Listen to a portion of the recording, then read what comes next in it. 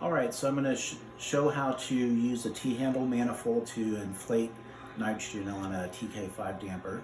So first of all, we have a nitrogen tank here with the pressure regulator, so we can adjust the pressure at the airline here. And then we have a hose that goes to an air chuck. It's your standard automotive air chuck to fill a tire. We put a little 90-degree connector here so we can turn it on and off. Then we take the T-handle manifold, which has a T-handle here. When you turn this, it depresses a needle, and that's what opens the valve core in the shock. So you back that out first,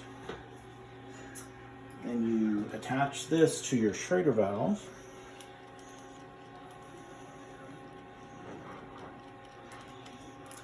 And then once that's tight, you can depress the valve core with this T-handle, and then at that point it will give you a pressure reading. Then you can use the nitrogen and with the air chuck on this fitting, pressurize the shock. Then you'll get a reading of what pressure is in the shock. When you get it to the pressure you want or over the pressure, then you can either bleed off some pressure here with the Schrader valve core till you get the pressure you want, and then you back off the T-handle and that will close the valve core. Then you can remove the T-handle.